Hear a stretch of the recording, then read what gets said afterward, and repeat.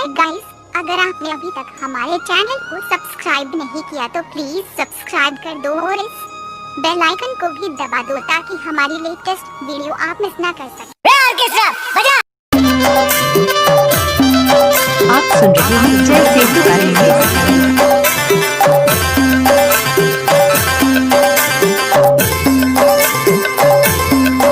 DJ Narayan Narayan टूरी लुटे टूरा के मुंदारी करेला ना झूठ को टूरा के मुंदारी करेला ना झूठ को करी तुरा लुटे तुरे के मुंदारी करेला ना झूठ को करी तुरा लुटे तुरे के मुंदारी करेला ना झूठ को करी करेला ना झूठ को करी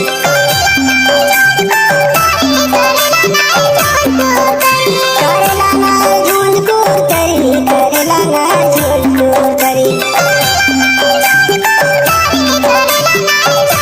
टूरी लुटे टूरा के मुंदारी करेला ना झूठ को करी तुरा लुटे तुरे के मुंदारी करेला ना झूठ को करी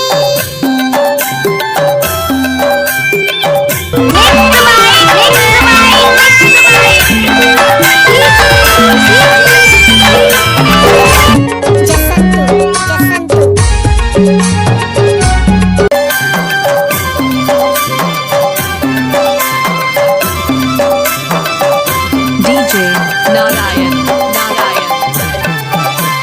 कैसे होते आवाजाही कैसे होते भेंट संगी कैसे होते भेंट कैसे मुलाकात होते तेरी नखा खेत संगी तेरी नखा खेत कैसे होते आवाजाही कैसे होते भेंट संगी कैसे होते भेंट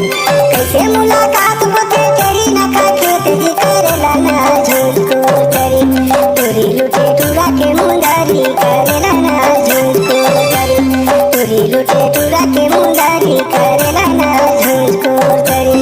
तुरा लुटे तुरे के मुंदारी करेला ना झूठ को करी तुरा लुटे तुरे के मुंदारी करेला ना झूठ को करी